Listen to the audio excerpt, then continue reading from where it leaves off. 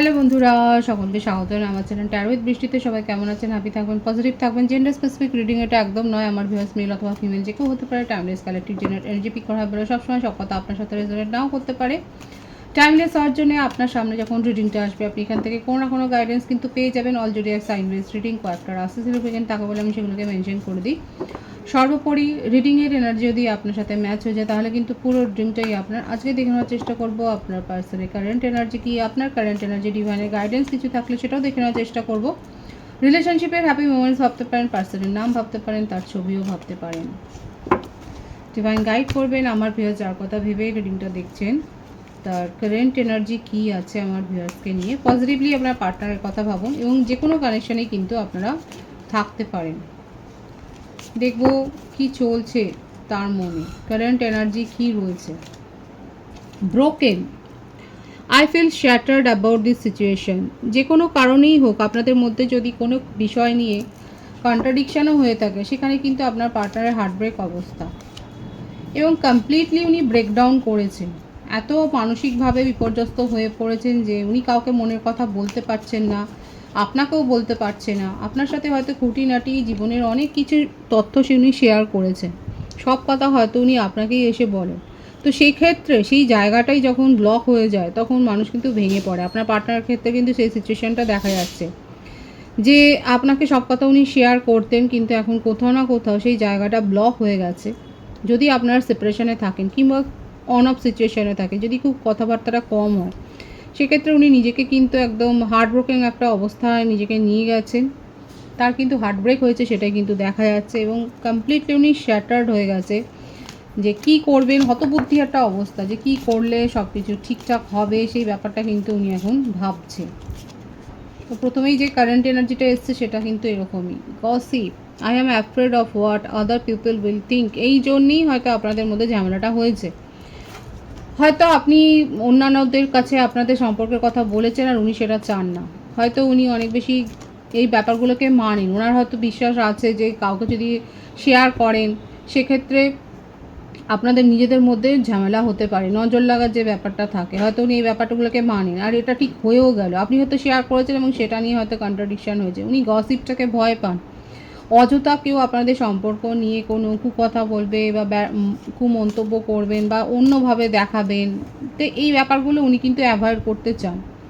সেই জন্যই হয়তো আপনাকে কিছু রেস্ট্রিকশান দিয়েছিলেন, যেটা হয়তো আপনি মানেননি এবং যেটার থেকেই হয়তো আপনাদের মধ্যে কোনো মিসআন্ডারস্ট্যান্ড হয়ে একটা ঝগড়াঝাটি তো হয়েছে, সেই ভাইবসটাই কিন্তু আসছে। দেখবো আর কি রয়েছে তার। হোল্ডিং ব্যাক, এবং এই জন্যে I should have expressed myself better. উনি কিন্তু ভাবছেন যে আরও ভালোভাবে যদি আপনাকে উনি বোঝাতে পারতেন, তাহলে আজকে সিচুয়েশানটা এরকম হতো না। উনি কী করেছেন, আপনি যখন রেগে গেছেন উনিও রেগে গেছেন। দেখুন, দুপক্ষ রাগারাগি করলে তো কোনো দিন সমস্যার সমাধান হয় না, বিশেষ করে এ ধরনের ইমোশনাল অ্যাটাচমেন্টের ক্ষেত্রে।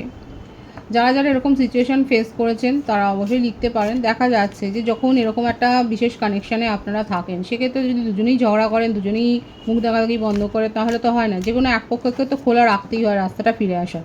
এখন আপনার পার্টনারের সে কথাটাই মনে হচ্ছে যে এই ঘটনাটা ঘটিয়ে ভুলই হয়েছে। দুজনেই মুখ দেখাকি বন্ধ করা, দুজনেই কথাবার্তা বন্ধ করে এখন ফিরে আসার রাস্তাটা যেন নেই। এখন ওনার মনে হচ্ছে যে আরও ভালোভাবে যদি উনি এক্সপ্রেস করতে পারতেন, যদি আরও বিষয়টা ভালোভাবে ভাবতেন, তাহলে আজকে এই সিচুয়েশানটা হতো না। আর সেই জন্যেই তিনি এতটা মানসিকভাবে ভেঙে পড়েছেন, কারণ আপনি তার কথা বলার ব্যাংক ছিলেন। আপনার কাছে অনেক কিছু উনি কথা জমা রেখেছেন, অনেক কিছু শেয়ার করেছেন, আপনিও করেছেন যেমন তেমন উনিও করেছেন। এইখানে যেটা দেখা যাচ্ছে যে আপনাদের সম্পর্কটা অনেক বেশি বন্ধুত্বমূলকও ছিল। যতটা না বেশি রোম্যান্টিক কানেকশান ছিল, তার থেকে অনেক বেশি হয়তো ফ্রেন্ড জোনে আপনারা ছিলেন।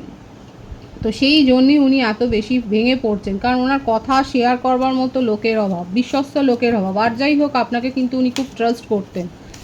তো সেখানে একটা কমতি দেখা যাচ্ছে তার জীবনে। থার্ড পার্টি সিচুয়েশান উনি ট্রাই করছেন। দেখা যাচ্ছে যে উনি কোনো থার্ড পার্টি সিচুয়েশানে হয়তো যাওয়ার চেষ্টা করেছেন, কিন্তু সেখানে গিয়ে স্যাটিসফাইড হননি, কিংবা হতে পারে তার কোনো এক্স রিলেশনশিপ হয়তো ফিরে এসছে তার জীবনে। তার সাথে হয়তো সম্পর্ক কেটে গিয়েছিল, কিন্তু হঠাৎ করে ফিরে এসছে এবং যেটাও আপনাদের মধ্যে একটা মিসআন্ডারস্ট্যান্ড কিন্তু ক্রিয়েট করেছে। যেটা উনি আপনাকে হয়তো শেয়ার করতে পারেননি। থার্ড পার্টি সিচুয়েশান এখানে ছিল। দেখবো থার্ড পার্টির সাথে তার সম্পর্কটা কীরকম ছিল। হতে পারে যে এরকম কোনো সিচুয়েশান, কিংবা এটাও হতে পারে আপনার সাথে সেপারেশনে গিয়ে ওনার মনে হয়েছে যে কারোর সাথে কোনো যদি এরকম ফ্লার্ট একটা সিচুয়েশান তৈরি করেন তাহলে কী হয়, কিন্তু সেখানে উনি স্যাটিসফাইড হননি, কারণ না হলে এত ভাবতো না আপনার জন্য।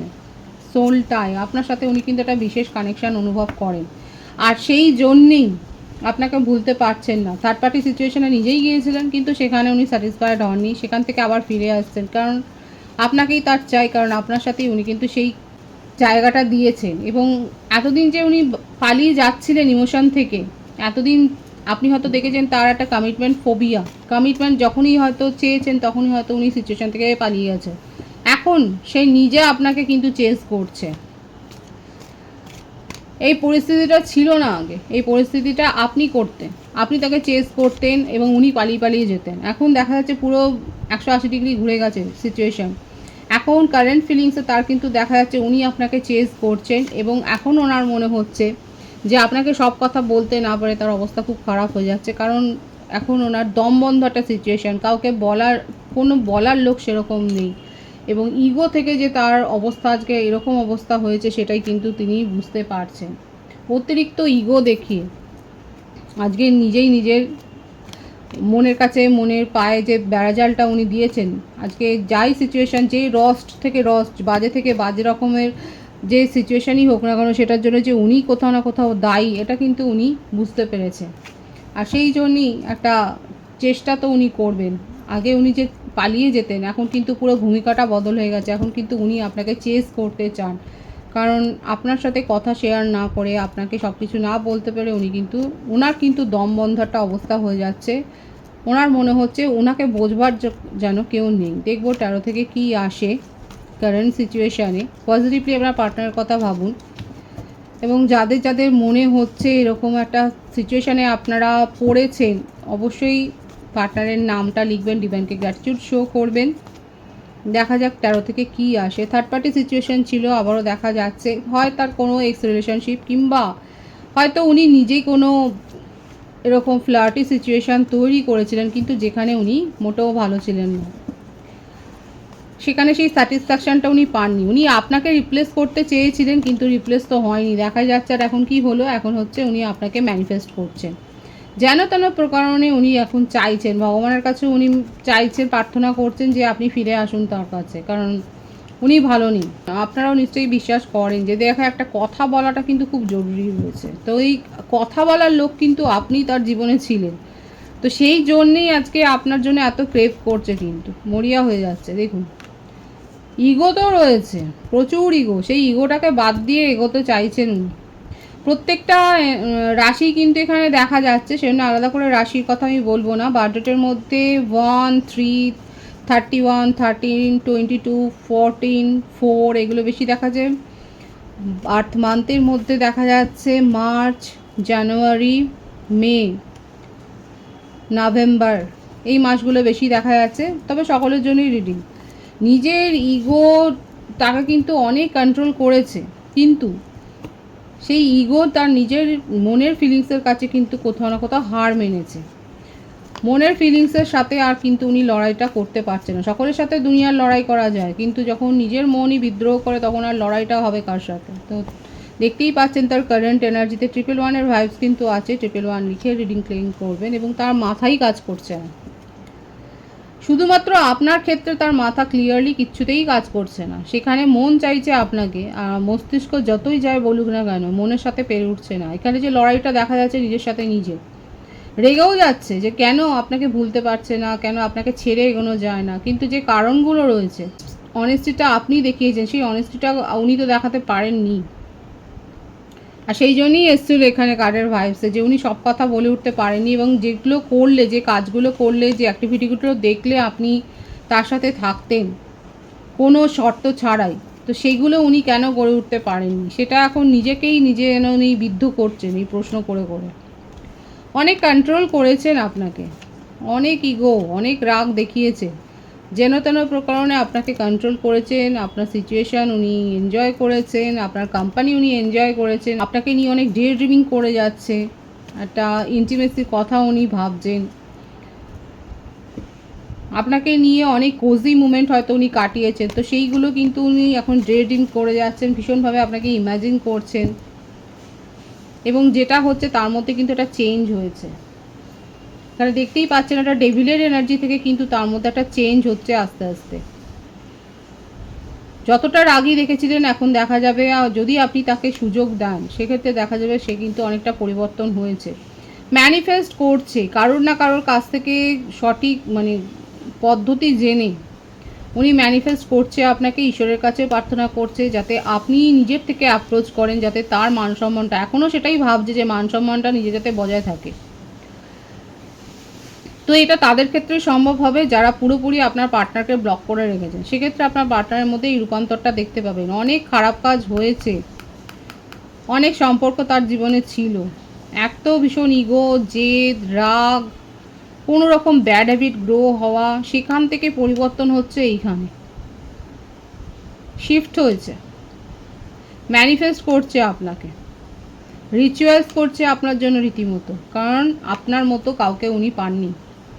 এত কানেকশান উনি ঘুরে বেরিয়েছেন, এত কানেকশানে ঘেঁটে বেরিয়েছেন, কিন্তু আপনার মতো কাউকে পাননি। ওনার মনে হচ্ছে আপনি হচ্ছেন ম্যারেজ মেটেরিয়াল, এবং আপনাকে নিজের জীবনে না রাখতে পারলে তো উনি ব্যর্থ।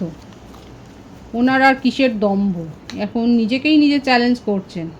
কারেন্ট এনার্জিতে এটাই দেখা যাচ্ছে, এইটা না করতে পারলে ভীষণ ডিপ্রেশন, নিজেকে উনি একদম তুচ্ছাতি তুচ্ছ মনে করছেন, এত ডিপ্রেশন, এত বেশি ওভার থিঙ্কিংয়ের চাপ, সেই চাপে পড়ে হতে পারে উনি কাউকে কনসাল্ট করছেন, মানসিক অস্থিরতা দেখা যাচ্ছে, হয়তো উনি কারোর কনসালটেশন নিচ্ছেন, কিংবা হতে পারে আপনি হয়তো তাকে হিল করতেন এবং সেটারও অভাব।